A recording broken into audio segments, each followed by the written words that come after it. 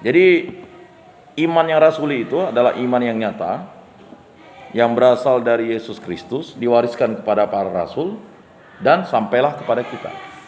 Jadi berkat itu mengalir. Kalau kita baca perjanjian lama itu kan berkat itu kan mulai dari Abraham, Ishak, Yakub, ya kan? Terus anak-anaknya, ya kan? Terus nanti sampailah ya berkat itu mengalir melalui Daud, Salomo, ya, dan seterusnya. Ya. Jadi berkat itu berasal dari Allah. Ya. Sama seperti kita memperoleh iman warisan dari para rasul. Ya. Atas perintah Yesuslah maka kita dibaptis dalam nama Bapa dan Putra dan Roh Kudus. Namun demikian, karya Yohanes mempunyai beberapa ciri yang merupakan kekasan dan jelas membedakannya dengan ketiga Injil sinoptik. Dia ada kekasan. Jadi membedakan dari Injil sinoptik karena memang ya Yohanes menuliskan Injilnya ini karena desakan umat Kristen perdana ya tentang kegundahan, kegulanaan dan jemaat-jemaat perdana yang pada waktu itu sedang mengalami krisis iman. Ya. Sama kalau manusia ini krisis iman, dia bertanya-tanya, pasti kita menjawab. Sudah kita menjawab, kita disuruh tulis. Sudah ditulis-tulis, kita disuruh ngomong. Sudah sudah kita omongkan, kita disuruh ya kan? Mengulang lagi, begitulah, ya. Jadi Bapak, Ibu, saudara-saudari yang terkasih, kalau kita tahu bahwa pewartaan kerikma itu kan berulang-ulang terus. Ya kan? Minimal setiap minggu kita harus mendengarkan firman dan sabda Tuhan di gereja kan? Diulang-ulang terus kan? Paling perbedaannya tahun A, tahun B, tahun C kan? Ganjil genap. Kemudian diulang-ulang lagi. Terutama sabda dan firman Yesus Kristus diulang-ulang. Supaya orang itu tetap diingatkan bahwa janji Allah itu kekal abadi selamanya. Rupanya pengarang Injil keempat terpengaruh sekali oleh sebuah alam pikiran yang tersebar luas di beberapa kalangan Yahudi dan yang pengungkapannya baru-baru ini ditemukan dalam naskah-naskah yang berasal dari sekelompok kaum Esseni di zaman itu yang berdiam di Qumran. Ya. Dalam naskah-naskah kaum Esseni di zaman itu yang berdiam di Qumran, ya, diberi perhatian khusus kepada pengetahuan dan perbendaharaan katanya, ya, berdekatan dengan perbendaharaan kata yang lazim dalam aliran dan alam pikiran yang disebut ya, gnosis, ya. Terdapat di dalamnya semacam ya, perseduaan atau dualisme yang terungkap dalam pertentangan-pertentangan seperti cahaya dan kegelapan, kebenaran dan kebohongan, ya. Lalu malaikat cahaya dan malaikat kegelapan. Nah ini harus dibedakan. Ada dua malaikat, malaikat cahaya dan malaikat kegelapan, ya. Beliar namanya, malaikat kegelapan itu. Khususnya di Qumran ditekankanlah mistik persatuan dan perlunya kisah persaudaraan. Sementara orang melayangkan pandangan ke akhir zaman. Jadi orang tuh waktu itu mikirnya akhir zaman terus kan. Segala pokok tersebut ditemukan kembali dalam Injil Yohanes dan merupakan milik khas lingkungan Yahudi Kristen yang kiranya menghasilkan Injil itu. Ya. Masih ada hal lain lagi. Lebih dari Injil-Injil sinoptik, Injil keempat ingin menonjolkan manakah makna kehidupan, perbuatan dan perkataan Yesus. Nah, kejadian-kejadian kehidupan Yesus merupakan tanda maknanya tidak segera jelas sehingga baru dipahami setelah Kristus dimuliakan. Bab 2 ayat 22, bab 12 ayat 16, bab 13 ayat 7. Banyak perkataan Yesus mengandung makna rohani yang baru kemudian dipahami ya pada bagian dari kitab suci bab 2 ayat 19 dan selanjutnya. Roh Kudus yang berkata atas nama Yesus yang dibangkitkan bertugas memimpin para murid ke dalam seluruh kebenaran dan mengingatkan dan mengajak mereka akan semua yang telah dikatakan Yesus kepada mereka. Bagian dari kitab suci bab 14 ayat 26 ya dan seterusnya ya. Itulah tahap perwahyuan yang tercermin dalam Injil Yohanes. Di lain pihak, Injil keempat lebih banyak terpengaruh oleh ibadat dan sakramen-sakramen Kristen daripada Injil-Injil sinoptik. Nah, makanya kita sudah tahu ciri khas Injil Yohanes itu. Ya, di situ kita sudah ditekankan bagaimana ibadat yang sesungguhnya dan sakramen-sakramen Kristen. Ya.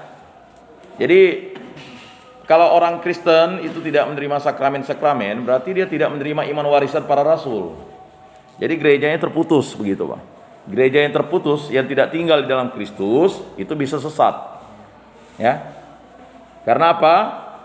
Ya. Ajaran itu harus diwariskan oleh para rasul sampai kepada para murid dan terus. Ya. Dan itu merupakan suatu hal yang harus kita yakini. Makanya sumber iman Kristen itu atau sumber iman Katolik itu, ya, kan terdiri atas 3 sumber, ya kan? Kitab suci, kemudian tradisi gereja, lalu magisterium gereja, kan? Nah, jadi itu menjadi sumber iman kita. Nah, kehidupan Yesus sendiri diberi kerangka ibadat Yahudi dalam hubungan dengan hari-hari raya utama, dan kerap kali dalam bait Allah Yesus mengerjakan mujizat-mujizat dan menyampaikan ujangan-ujangan yang paling penting. Selanjutnya, Yerusalem mengajar bahwa ia sendiri menjadi pusat suatu agama dan ibadat baru dalam roh dan kebenaran. Bab 4 ayat 24. Agama dan ibadat baru itu mengungkapkan dan mewujudkan dirinya melalui sakramen-sakramen. Kita bisa lihat pembicaraan Yesus dengan Nikodemus mengandung segala unsur yang cocok dengan sebuah pengajaran yang menyiapkan atau menyertai baptisan. Bab 3 ayat 1 sampai 21, ya. Dan bisa kita lihat di situ gagasan bahwa baptisan berupa sebuah penerangan. Bab 9 ayat 1 sampai 39 atau kebangkitan. Bab 5 ayat 1 sampai 14, bab 7 ayat 21 sampai 24. Rupanya memberi latar belakang kepada cerita tentang penyembuhan orang yang lahir buta dan orang lumpuh. Sebuah ringkasan, ya, lengkap dari pengajaran mengenai Ekaristi tercantum dalam bab 6. Jadi kalau kita mau tahu pengajaran tentang Ekaristi dalam Injil Yohanes itu pada bab 6. Kemudian misteri Paskah Kristen yang mengganti Paskah Lama meresap ke dalam seluruh Injil. Ya, kita lihat bab 1 ayat 29, bab 36 atau ayat 36, bab 2 ayat 13, bab 6 ayat 4, ya. Bab 19 ayat 36. Kemudian upacara pembasuhan Yahudi yang lazim pada perayaan Paskah. Bab 2 ayat 6, bab 3 ayat 25. Diganti dengan pembersihan jiwa oleh firman. Bab 15 ayat 3 dan roh, bab 20 ayat 22 dan seterusnya. Dengan demikian, maka kehidupan Yesus dihubungkan dengan misteri Kristen yang dihayati dalam ibadat dan sakramen-sakramen jemaat. Nah, itulah ibadat Kristen. Jadi kalau kita merayakan ibadat itu merupakan suatu misteri agung Allah. Jadi banyak yang berkata, mengapa kita harus merayakan ibadat dan merayakan sakramen-sakramen itu? Itulah misteri agung Allah. Ya. Satu-satunya sumber komunikasi dengan Allah kan doa. Ya. Tidak bisa pakai alat lain. Ya doa. Baik doa di dalam hati, di dalam pikiran, ya kan, di dalam jiwa, ya, di dalam kekuatan. Ya doa kan. Cintailah Tuhan Allahmu dengan segenap hatimu, dengan segenap jiwamu, dengan segenap akal budimu, dengan segenap kekuatanmu. Jadi kalau kita mau berdoa itu ya harus total. Ya. Jelaslah Injil keempat merupakan karya yang majemuk, berdekatan dengan bentuk pewartaan Kristen yang paling dahulu, tetapi juga menjadi penyelesaian suatu usaha yang dipimpin oleh Roh Kudus untuk mencari pemahaman lebih mendalam dan lebih jernih tentang misteri Yesus. Jadi Injil Yohanes ini ingin menerangkan tentang karya Roh Kudus yang sangat mendalam dan lebih jernih tentang misteri Yesus. Ya. Setiap penginjil mempunyai suatu pandangan utama mengenai Yesus serta karyanya. Menurut pandangan Yohanes, maka Yesus adalah firman yang telah menjadi daging untuk menyampaikan hidup kepada manusia. Kita lihat bab 1 ayat 14 kan. Nah, maka rahasia penjelmaan menguasai seluruh pemikiran Yohanes. Teologi tentang penjelmaan itu terungkap dengan menggunakan gagasan pengutusan dan kesaksian. Yesus ialah firman yang diutus oleh Bapa ke dunia, lalu setelah karyanya selesai kembali kepada Allah. Ya. BDK bab 1 ayat 1 dan selanjutnya ya. Tugas itu tidak lain kecuali memaklumkan kepada manusia misteri-misteri ilahi. Yesus menjadi saksi tentang apa yang dilihat ya dan didengarnya kepada Bapa. BDK bab 3 ayat 11 ya. Dan seterusnya. Untuk mengesahkan pengutusannya ya, maka Allah memberi Yesus kekuasaan mengerjakan sejumlah karya. Ialah tanda-tanda yang memang melampaui apa yang mungkin bagi manusia. Maka terbuktilah Yesus benar-benar diutus oleh Allah yang berkarya dalam diri Yesus. BDK bab 2 ayat 11. Ya, dan seterusnya. Jadi Bapak-bapak yang terkasih, kalau kita baca Injil Yohanes, disitulah jawaban-jawabannya. Ya, pertanyaan-pertanyaan tentang misteri agung Allah itu dipecahkan di dalam Injil Yohanes. Sehingga maka disebut Injil iman. Jadi orang yang memahami Injil Yohanes ini sudah membaca Injil ya Matius, Markus, Lukas, barulah Injil Yohanes. Tetapi sebelumnya harus membaca lengkap dari Kejadian. Ya kan? Sampai Wahyu. Di situ akan terletak ya. Maka jika ingin melakukan penginjilan, memang yang paling nyata adalah terus membaca kitab suci, karena misteri itu akan diungkapkan dan dinyatakan oleh Allah sendiri. Jadi seperti itu. Tanda-tanda itu menjadi pernyataan terselubung dari kemuliaan Yesus yang menyingkapkan atau penyingkapan lengkapnya dinantikan pada hari kebangkitan. Kita bisa lihat dari BDK bab 1 ayat 14 ya dan selanjutnya. Sebab sesuai dengan nubuat Yesaya ya bab 52 ayat 13 ya. Anak manusia harus ditinggikan sebab sesuai dengan nubuat Yesaya. Anak manusia harus ditinggikan dan melalui salib kembali kepada Bapa. Jadi untuk kembali kepada Bapa itu harus melalui salib. Ya. Jadi orang Katolik atau orang Kristen mau kembali kepada Bapa ya harus melalui salib. Itu adalah jalan. Siapa yang jalan? Ialah Yesus. Ya. Maka kita mengimani Yesus yang tersalib. Ya kan? Jadi wajar orang Katolik itu menempatkan korpus di dalam salibnya. Dan sangat wajar. Karena jalan kepada Allah itu melalui salib. Salib Kristus, bukan salib penjahat. Ya. Nah, karena apa? Di situ di kayu salib itu Yesus itu mengorbankan dirinya sebagai anak domba Allah dan dialah Allah sendiri. Nah, itu bisa kita lihat di BDK 32, BDK bab 12 ayat 32 dan selanjutnya. Lalu ia menemukan kembali kemuliaan yang ada pada Allah sebelum dunia ada. Bab 17 ayat 5+ ya. Kemudian ayat 24, kemuliaan itu sudah dinyatakan kepada para nabi dahulu. BDK bab 5 ayat 39, kemudian ayat 46, bab 12 ayat 41, bab 19 ayat 37, serta catatan-catatannya. Penyingkapan kemuliaan itu berupa penampakan Allah yang menyempurnakan dan mengenapkan semua penampakan Allah dahulu. Penampakannya dalam penciptaan. Jadi kegenapan itu sudah disampaikan oleh Yohanes dalam Injilnya itu. Jadi misteri agung yang dari dulu dari kitab Kejadian terus sampai kitab para nabi-nabi dan seterusnya itu dijelaskan oleh Injil Yohanes itu. Makanya kalau tidak kita membaca Injil Yohanes, kita akan memahami bahwa apa yang kita tanyakan, tapi ya harus rajin membaca kitab suci lah. Kalau tidak rajin membaca kitab suci ya kita akan tidak tahu bahwa itu jawaban-jawaban yang disampaikan oleh Yohanes.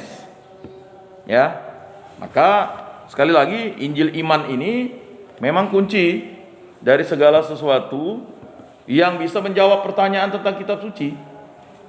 Jadi kan orang bertanya-tanya pakai ilustrasi, tidak ada ilustrasinya itu. Ilustrasinya itu sudah ada di dalam kitab suci.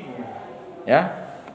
Sama kita misalnya kemarin kalau kita lihat ya kitab Ezra ya, itu kan atau Daniel ya, pada hari Rabu itu bacaannya luar biasa, menyingkapkan tentang misteri agung Allah itu. Dan Daniel udah menyampaikan bahwa pewartaan tentang misteri agung Allah itu kepada segala bangsa. Kalau yang membaca ya, membaca waktu hari raya 3 malaikat agung itu kan. Nah itu. Maka bapak-bapak dan ibu-ibu, saudara-saudari yang terkasih, ya, penginjilan itu ya merupakan suatu karya nyata yang tidak bisa tidak kita lakukan.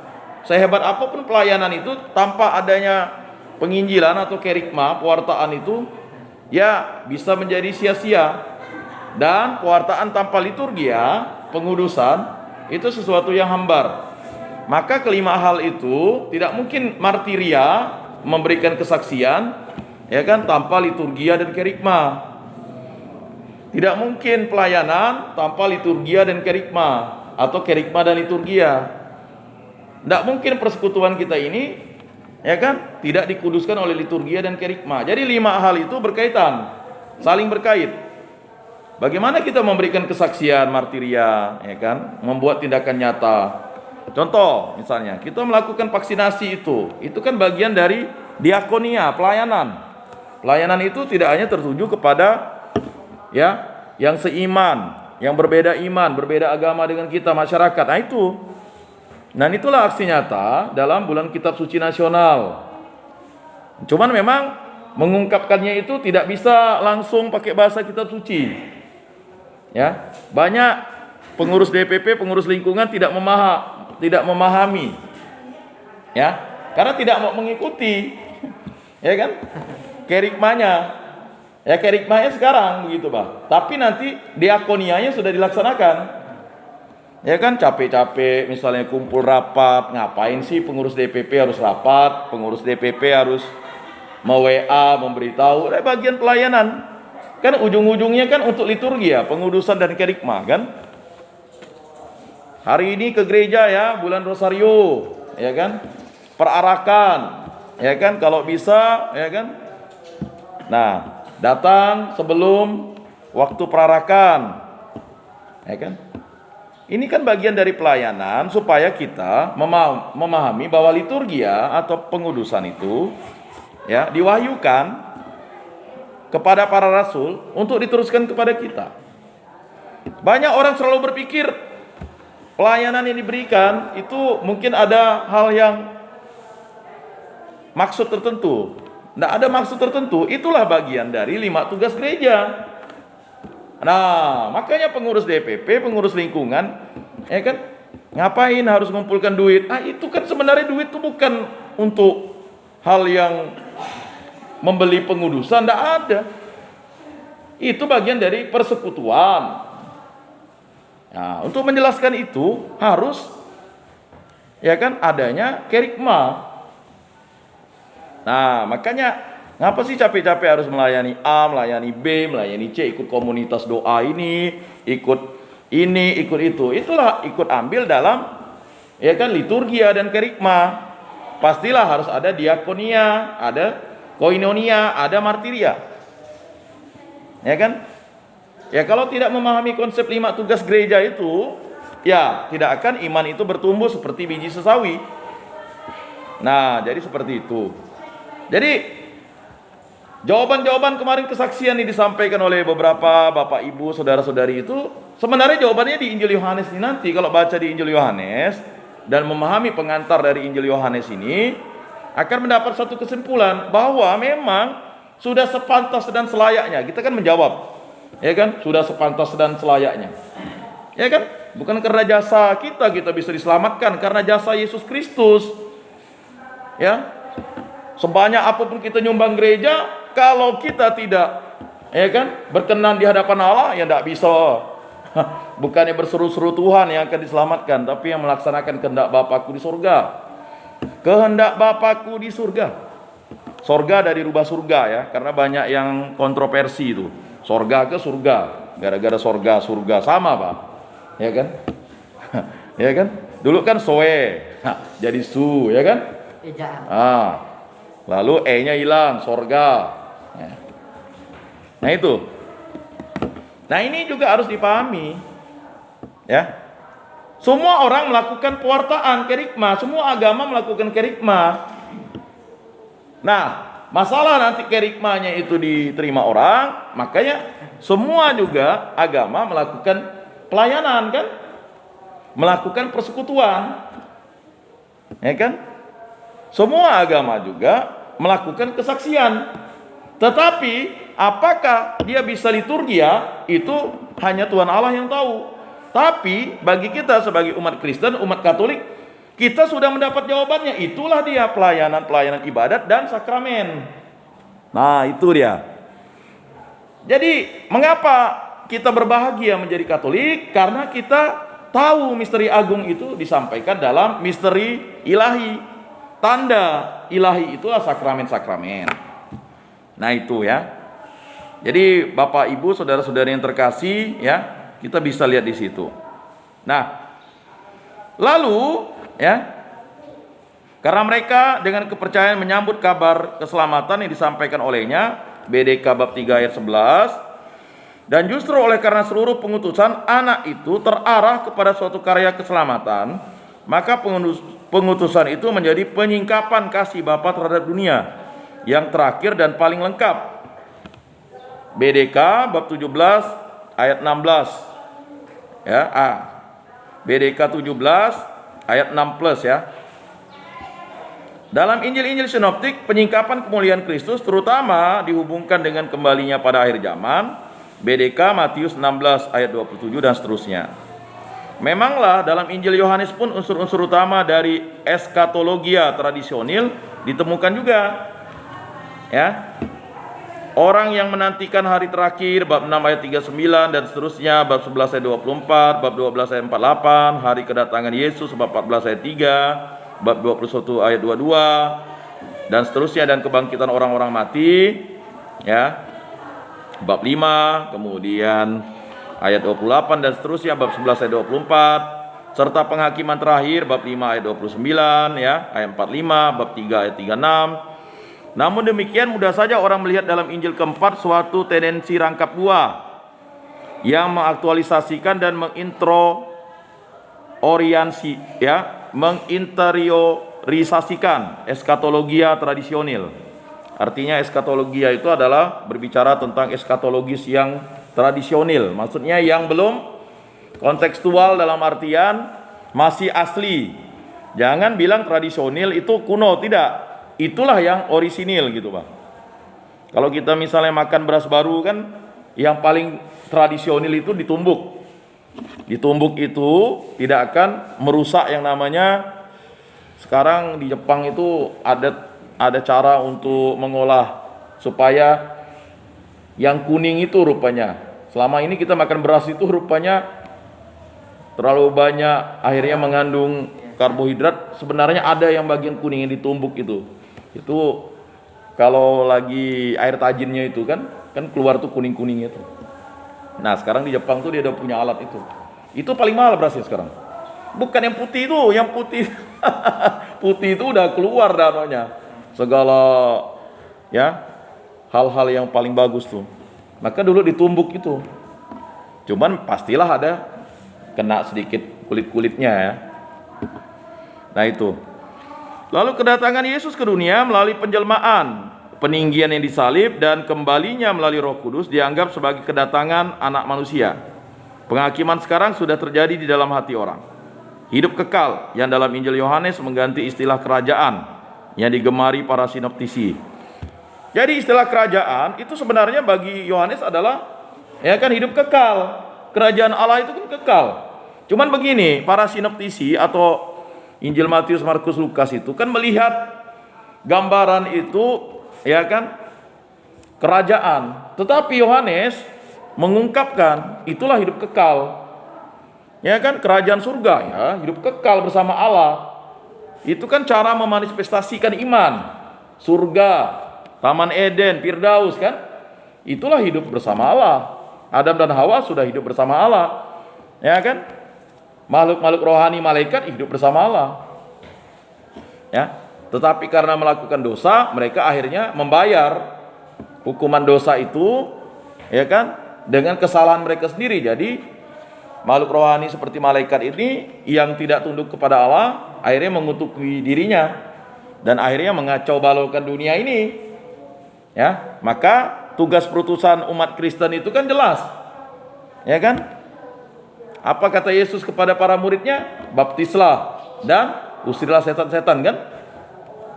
Jadi kalau orang Kristen atau orang Katolik ini sebenarnya setan itu takut sebenarnya dengan orang Katolik atau orang Kristen. Tapi hati-hati, ketika dia bisa masuk, dia bisa menjadi sesuatu yang berbahaya begitu. Ya, nah ini terjadi dengan murid Yesus ketika dikuasai iblis, Yudas Iskariot. Maka hati-hati menjelaskan Yudas Iskariot itu bagian dari rencana Allah. Tidak. Yudas Iskariot bukan rencana dari bagian Allah. Tidak mungkin Allah mengutus dia dari awal untuk menjadi pengkhianat. Tetapi yang menuliskan dia berkhianat itu adalah, ya kan, tulisannya Markus, Matius, Lukas, ya kan? Karena apa? Karena ya jelas menurut pandangan dari Petrus, pandangan dari Matius, ya kan, pandangan dari para rasul, dia berkhianat. Nah itu, apakah Yesus mengutuki dia berkhianat? Tidak, kan? Tidak pernah Yesus mengutuki Yudas. Ada gak Yesus mengutuki Yudas? Paling orang yang mencium aku itu akan menyerahkan aku, katanya, kan? Itu aja. Jadi sebenarnya Bapak-bapak yang terkasih, Injil Yohanes ini ingin mengungkapkan suatu kegundahan bahwa kita tidak bisa lagi hidup dalam kuasa kutukan. Ya, banyak orang Kristen ini terkungkung dengan tradisi lama, misalnya tradisi suku-suku terdahulu gitu. Ketika sudah dibaptis, gereja sudah menjadi sakramen keselamatan. Mengapa masih terkungkung? Karena kita masih dibawa, ditarik oleh kuasa-kuasa kegelapan untuk kembali. Tapi tidak bisa. Rohani kita adalah milik Allah. Yang sering diperebutkan oleh setan itu adalah ya jiwa. Nah, jiwa. Jadi ada orang gila kan, sakit jiwa kan? Kan tidak ada sakit rohani, sakit jiwa kan? Nah, jiwanya yang sakit bukan rohani. Rohani itu tak pernah sakit karena rohani itu akan kembali kepada Allah. Ya. Jasmaninya sakit, jiwanya sakit. Ya. Kan begitu. Makanya yang harus dipulihkan adalah jasmani dan jiwanya, karena rohaninya itu ya, itu adalah milik Allah dan tidak bisa diperebutkan oleh setan atau iblis. Ya kan? Mengapa? Karena rohani itu adalah berasal dari Allah. Memang untuk menjawab itu memang agak sedikit ya, perlu banyak lah, ya kan, memahami kitab suci gitu. Kan tidak ada kita bilang sakit rohani kan? Ya kan? Paling kita katakan ya kan, rohaninya ya kan bisa tiba-tiba rohaninya bisa lebih tinggi ketimbang kita ketika dia mendapat pertobatan. Kata Yesus, siapa yang berhutang banyak, ketika hutangnya dihapuskan, dosanya dihapuskan, dia justru akan melakukan pelayanan itu sama seperti perempuan yang ya meminyaki Yesus itu dan mengusap pakai rambutnya ya, kakinya. Nah ini, itulah yang diungkapkan bahwa rahasia iman itu oleh Injil Yohanes ini memang perlu proses untuk memahaminya. Dalam Injil Yohanes pun unsur-unsur utama dari eskatologia tradisional ditemukan juga. Ya tadi sudah kita jelaskan itu. Kedatangan Yesus ke dunia melalui penjelmaan, peninggiannya disalib dan kembalinya melalui Roh Kudus dianggap sebagai kedatangan anak manusia. Ya. Penghakiman sekarang sudah terjadi di dalam hati orang. Nah itu, ya. Hidup kekal yang dalam Injil Yohanes mengganti istilah kerajaan yang digemari oleh sinoptisi sekarang sudah dimiliki oleh karena iman. Ya.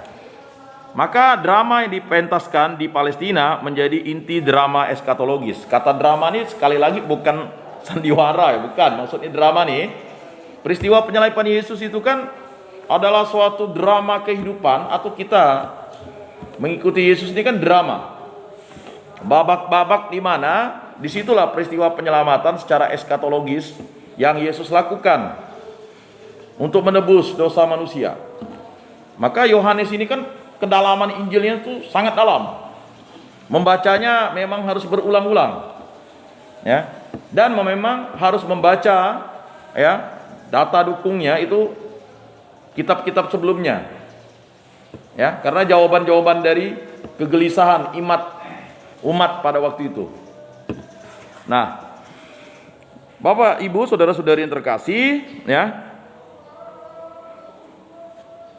Lalu, ya, kita bisa lihat tadi, sekarang sudah dimiliki oleh karena iman. Maka drama yang dipentaskan di Palestina menjadi inti drama eskatologis.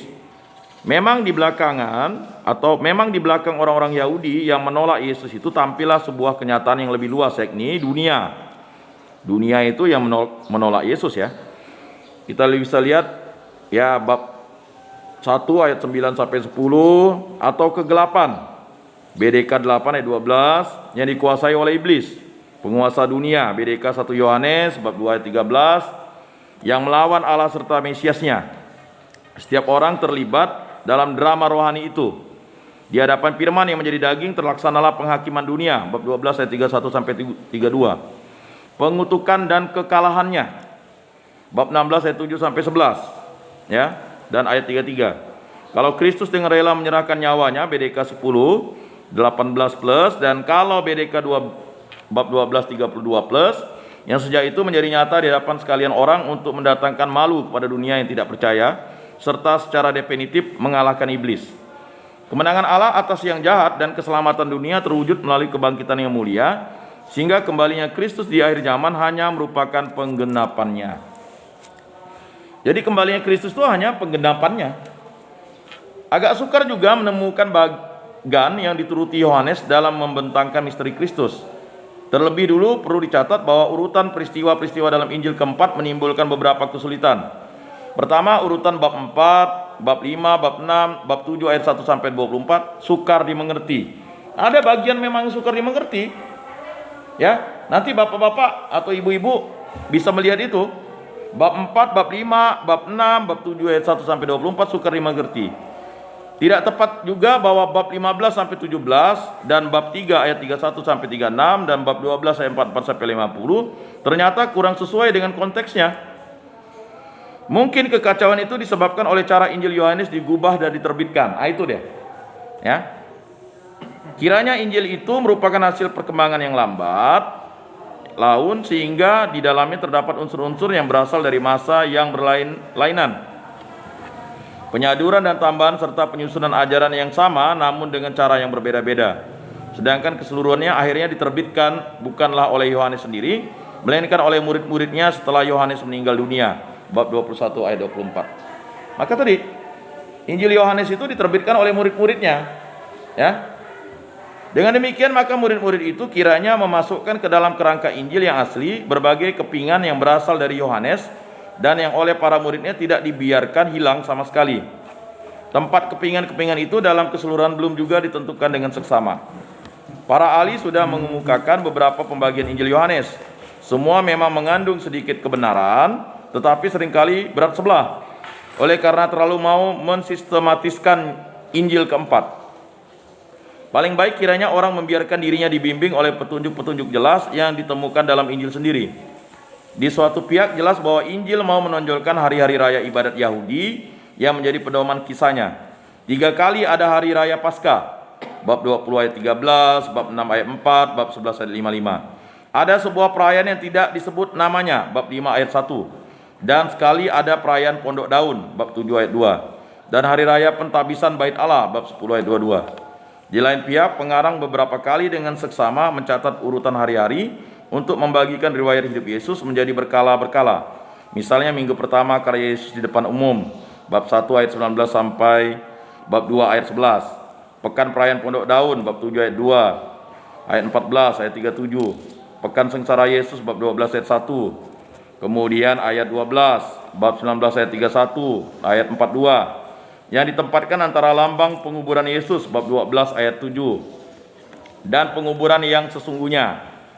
bab 19 ayat 38 dan seterusnya. Begitu pula perlu diperhatikan disebutkannya perayaan Paskah yang pertama bab 4 ayat 45 yang jelas menutup bagian-bagian yang mulai dengan bab 2 ayat 13 sampai 25. Tempat dikatakan bahwa hari raya Paskah itu sudah dekat. Dengan mempertimbangkan kedua gejala tersebut, catatan mengenai urutan hari-hari dan hari-hari raya Yahudi, maka Injil keempat dapat dibagi sebagai berikut. Nah, kita bisa lihat ya pembagiannya. Prakarta. Prakarta itu pengantar bab 1 ayat 1 sampai 18 pada mulanya. Kemudian muncullah pembagian yang pertama, karya Yesus.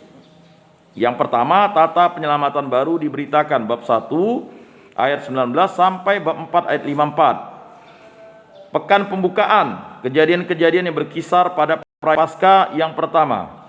Kemudian karya Yesus yang kedua, perayaan kedua. Pada suatu hari Sabat di Yerusalem, perlawanan pertama terhadap pernyataan bab 5 ayat 1 sampai 47. Karya Yesus yang ketiga di Galilea, Paskah yang kedua, perlawanan baru terhadap pernyataan bab 6 ayat 1 sampai 71. Kemudian yang keempat, perayaan Pondok Daun, pernyataan besar tentang Mesias yang ditolak mentah-mentah, bab 7 ayat 1 sampai bab 10 ayat 21.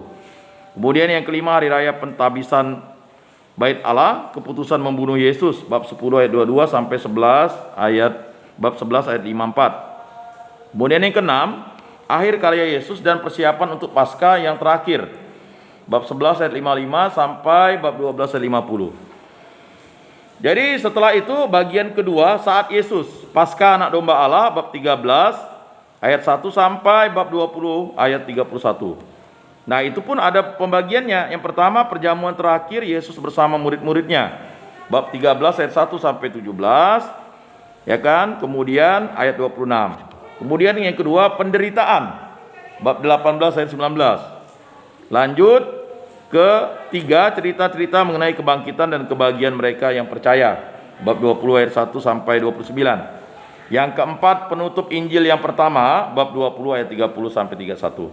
Kemudian bagian ketiga, kata penutup, bab 21 ayat 1 sampai 25. Hidup gereja diberitakan dan kedatangan kembali Yesus diharapkan. Nah itu, ya. Jadi diakhiri dengan penutup, hidup gereja diberitakan dan kedatangan kembali Yesus diharapkan. Nah ini makanya kita sebagai orang-orang Katolik, orang-orang Kristen, kalau tidak memberitakan suatu hal tentang hidup gereja dan kedatangan kembali Yesus yang diharapkan, ya kan?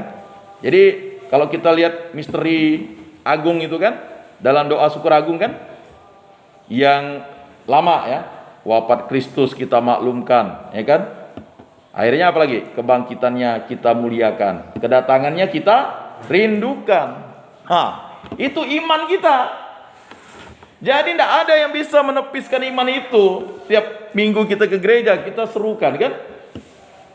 Nah memang yang sekarang jawaban aklamasinya sudah agak beda mungkin ya, untuk umat ya. Karena yang terbaru TPE 2020 ya, mungkin perlu dipelajari. Kita masih pakai TPE lama nih, ya kan? Tapi itu kan selalu kita serukan. Wafat Kristus kita maklumkan, ya kan? Kebangkitannya kita muliakan, kedatangannya kita rindukan. Lalu dulu ditutup sama umat, amin pula di tengah-tengahnya. Itu saking asiknya kan? Karena kalau dilagukan tuh langsung turun dia kan? Ya kan? Wafat Kristus kita maklumkan, kebangkitannya kita muliakan, kedatangannya kita rindukan. Amin. Itu akhirnya tahun berapa tuh? Mana ada di doa syukur agung lalu diaminkan dulu di situ, ya kan? Asik memang. Ya, saya ingat mulai tahun-tahun 2000 itu dikembalikan lagi. Masa di doa syukur agung kan tunggu udah total semua baru ada aminnya kan? Sampai sekarang masih juga umat mengingat itu kan? Kalau tidak di stop imam kan? Nah itu memang mau tidak mau, itulah misteri agung yang harus diberitakan kepada umat, kepada yang mengimani Yesus Kristus, bahwa kedatangan Yesus itu kita rindukan. Jadi pernyataan iman itu tidak bisa lagi kita pungkiri. Ya kan? Wafat Kristus kita maklumkan. Sebenarnya kalau orang rajin ke gereja pasti imannya sangat kuat. Kalau mendaraskan itu kan. Nah, ini banyak di antara kita mungkin tidak sengaja ya, atau mulai harusnya membangun bahwa misa itulah ibadat agung. Ya. Dalam misa itu terjadi peristiwa yang luar biasa di mana sakramen Allah itu menjelma. Ya kan? Roti dan anggur itu menjadi tubuh dan darah Kristus yang kita santap. Supaya apa? Kan datang kan Yesus. Sebelum mengkonsekrat itu kan doa syukur agung yang disampaikan oleh imam itu kan. Itulah misteri agungnya. Jadi ya, misa adalah ya kan membuka portal antara surga dan ya kan umat beriman di dunia ini. Itu salah satu yang harus kita pahami. Maka harus dipahami, maka misa itu tidak boleh ya lalu kita duakan. Harus kita utamakan. Nah, makanya orang Katolik belum afdol kalau tidak misa kan? Kalau ibadat itu kan baru ibaratnya setengah aja katanya. Tapi kalau yang utama itu harus full, dari ritus pembukaan, ritus ibadat sabda, ritus ibadat ekaristi atau perayaan ekaristi, dan ritus penutup.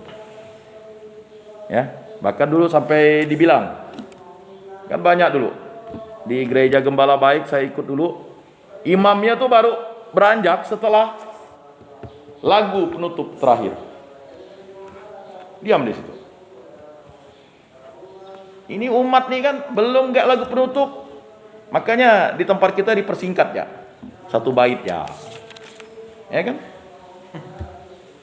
Ini dulu berlomba dia mengejar apa tanda salib.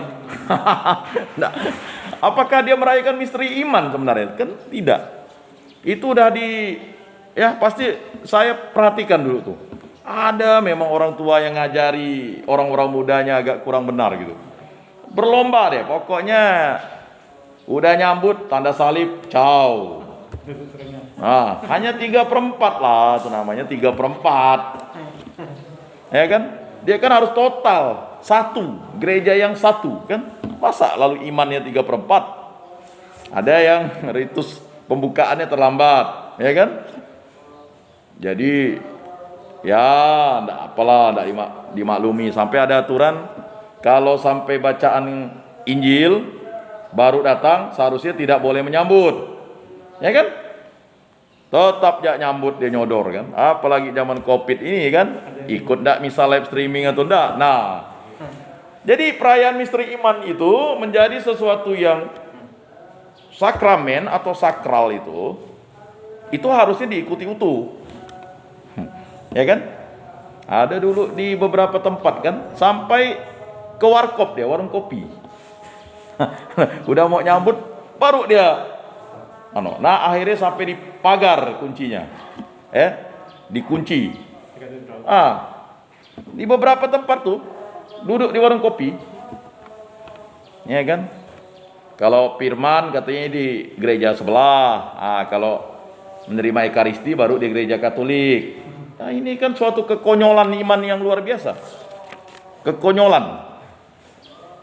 Ya kan? Suam-suam kuku seperti pertemuan APP terakhir. Dimuntahkan kita. Yesus aja nengok kita aja muntah. Ya kan? Nah, mungkin kalau yang ikut pertemuan APP keempat itu kan keras tuh, Wahyu. Nah, itu bapak-bapak, ibu-ibu, saudara-saudari yang terkasih. Nah, mari kita lanjutkan. Jadi jelas di situ ya bahwa apa yang terjadi ya, kita harus tahu dalam Injil Yohanes ditemukan banyak petunjuk yang memberi kesan bahwa Yohanes ya mengenal tradisi yang tercantum dalam ketiga Injil lain. Khususnya perlu diperhatikan bahwa Injil keempat meninggalkan beberapa hal penting yang tercantum dalam Injil sinoptik. Ini hanya dapat dimengerti kalau Yohanes mengandaikan bahwa sidang pembaca sudah tahu akan hal-hal itu. Di lain pihak, ada kalanya Yohanes ternyata mau memperincikan dan melengkapi tradisi para sinoptisi. Namun demikian, penyelidikan modern semakin menonjolkan ciri asli tradisi Yohanes yang tidak tergantung pada tradisi sinoptik. Bahkan dalam menceritakan kejadian-kejadian yang sama, Yohanes nampak begitu asli sehingga tak mungkin ia bergantung pada sinoptisi. Ya.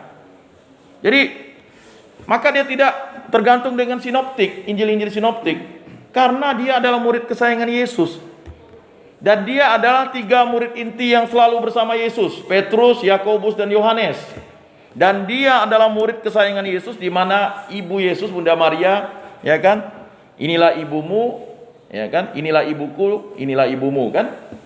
Jadi Yohanes nih, ya, dia menulis Injilnya ini benar-benar orisinalitas, dapat dari sumber yang utama, yaitu Yesus Kristus. Ya. Jadi makanya murid-muridnya menuliskan lagi Injilnya itu. Tadi sudah di awal dikatakan bahwa murid-muridnya menuliskan, murid-murid Yohanes ya maksudnya. Ya, karena dia mendapat, ya kan, tidak bisa diragukan lagi perkataan Yohanes ya pasti berasal dari Yesus. Ibarat dia tidur bersama, ya kan, di perahu bersama, makan bersama, bahkan waktu melihat kemuliaan Yesus, dia bersama Petrus, Yakobus, Yohanes melihat itu. Nah, kan? Dan wajar ibunya Salome minta Yakobus dan Yohanes duduk di sebelah kanan kiri Yesus, karena memang apa-apa mereka bertiga sebenarnya. Petrus sebenarnya tidak marah karena itu sepupunya, kan? Sepupu. Ya, Yakobus dan Yohanes kan sepupunya. Ya.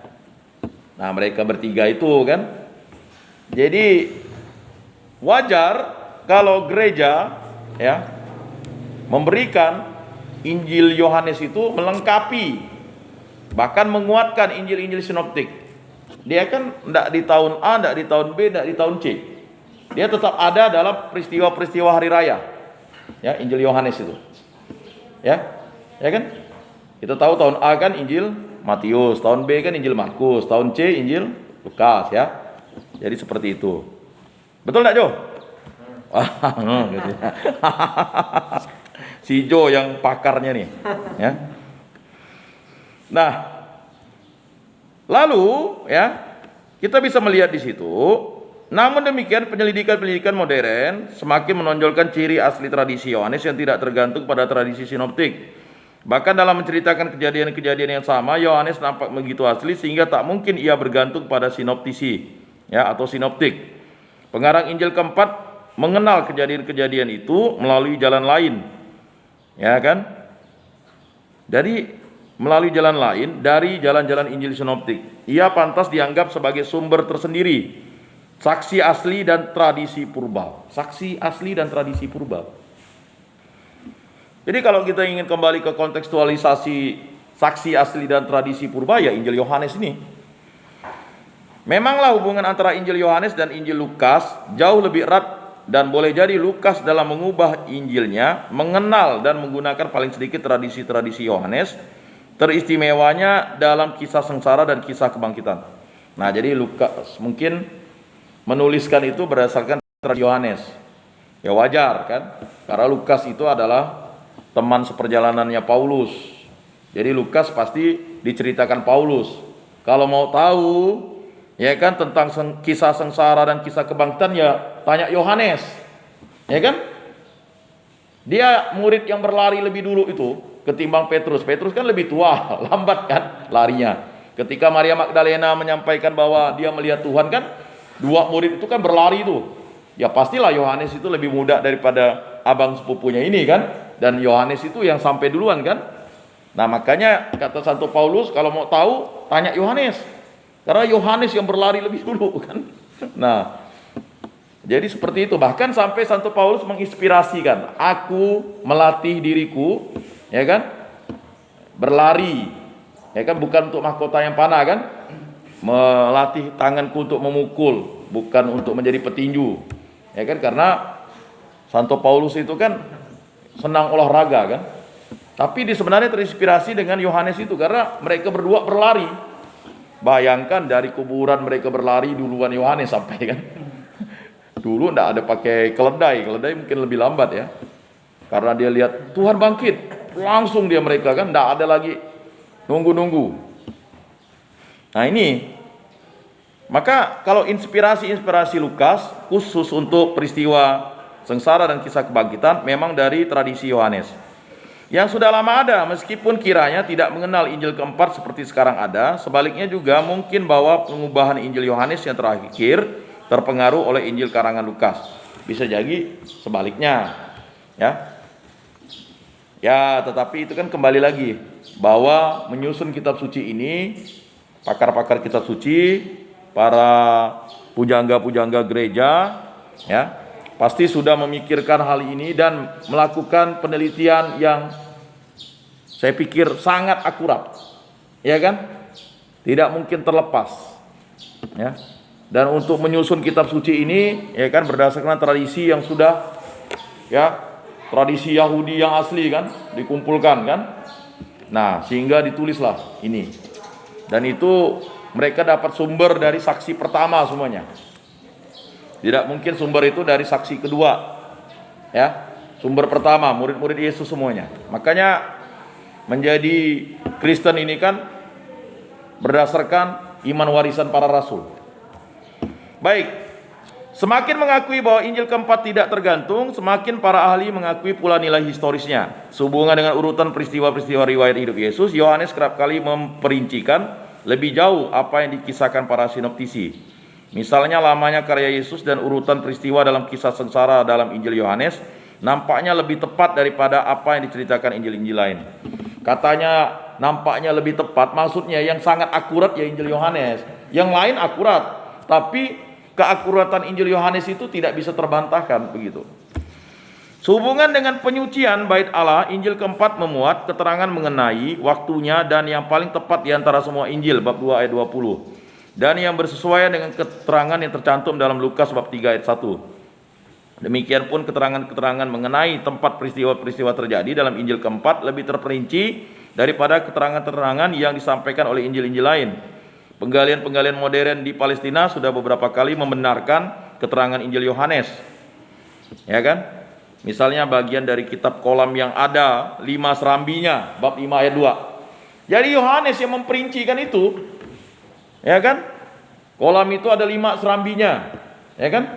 Kalau yang lain kan bilang di kolam itu.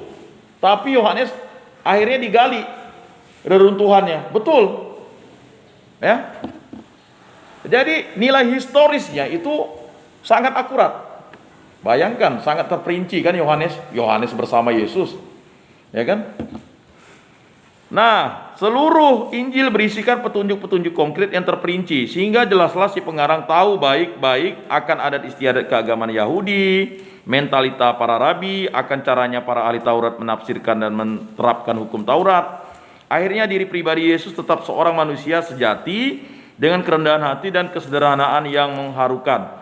Bahkan dalam adegan-adegan yang paling mulia di mana Yesus yang dibangkitkan menampakkan diri kepada murid-muridnya.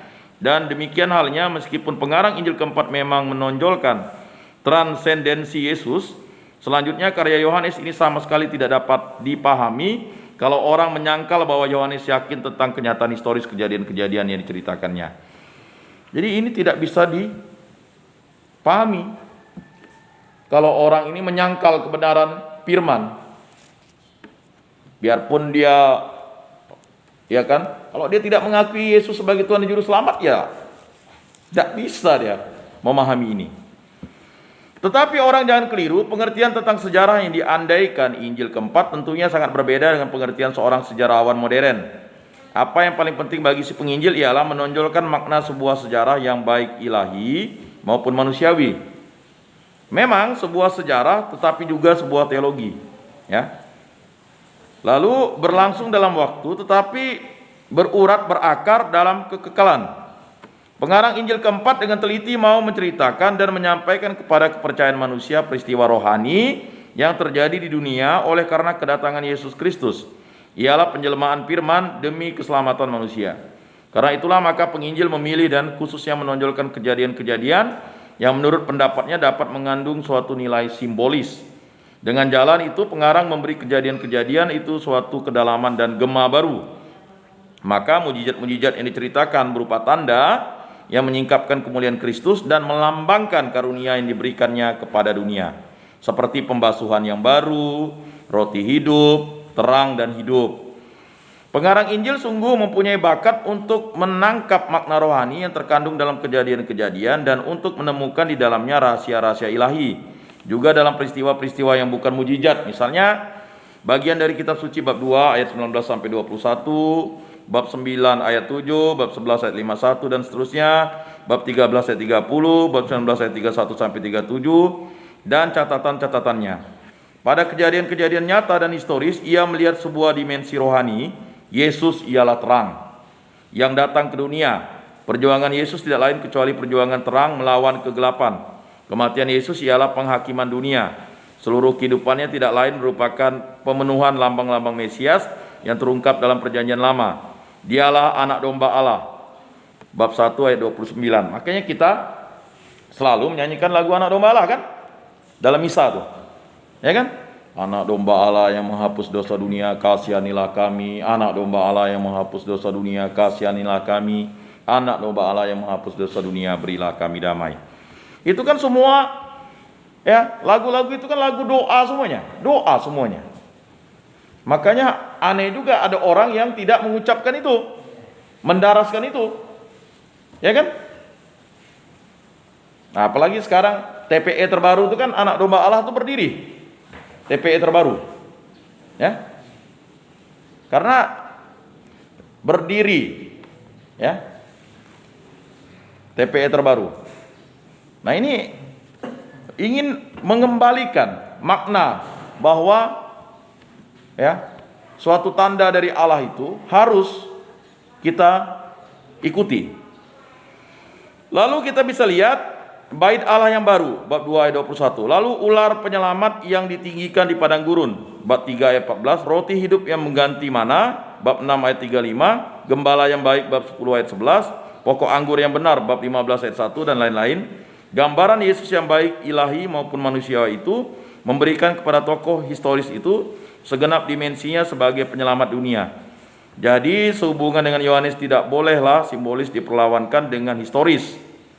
Jadi simbolis tidak boleh diperlawankan dengan historis. Dengan Yohanes tidak, ya. Jadi simbolisme ialah simbolisme kejadian sendiri. Simbolisme itu berpancar pada sejarah, berurar berakar di dalamnya serta mengungkapkan makna sejarah itu. Bagi saksi unggul firman yang menjadi daging itu, simbolisme itu tidak ada artinya kecuali dengan prasyaratnya dalam sejarah. Soal terakhir yang perlu dikupas ialah siapakah pengarang Injil yang begitu berisi dan majemuk itu? Nah, kan? Hampir seluruh tradisi gereja bersehati menjawab Rasul Yohanes bin Zebedius. Nah, itu dia. Jelas kan? Rasul Yohanes bin Zebedius. Sudah dalam pertengahan pertama abad 11, Injil keempat dikenal dan dipergunakan oleh beberapa pujangga. Misalnya Ignatius dari Antioquia, pengarang Ode Salamo, Papias, Justinus, barangkali Clemens dari Roma sudah mengenal dan menggunakan Yohanes. Maka terbuktilah bahwa Injil itu sudah mempunyai wibawa rasuli.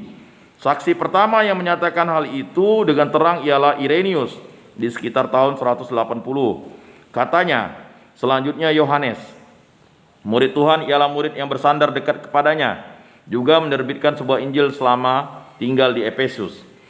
Hampir pada masa yang sama, Clemens dari Alexandria, Tertullianus, Kanon Muratorius dengan jelas menyatakan bahwa Injil keempat dikarang oleh Rasul Yohanes. Kalau pada peralihan dari abad ke-2 ke abad ke-3 ada sementara orang yang berpendapat lain, maka mereka mau menentang pengikut-pengikut Montanus yang menyalahgunakan Injil Yohanes untuk mendukung ajaran sendiri. Hanya pendapat lain itu tidak seberapa artinya dan oleh karena berdasarkan pertimbangan teologis tidaklah berakar dalam tradisi. Jadi Bapak, Ibu, saudara-saudari yang terkasih, dalam Injil sendiri tidak terdapat sesuatu yang berlawanan dengan tradisi itu. Sudah dikatakan di muka bahwa Injil itu memperkenalkan diri sebagai kesaksian seorang murid yang dikasihi Tuhan, seorang yang dengan mata kepala sendiri menyaksikan kejadian-kejadian yang dikisahkan. Bahasa serta gaya bahasanya menyatakan bahwa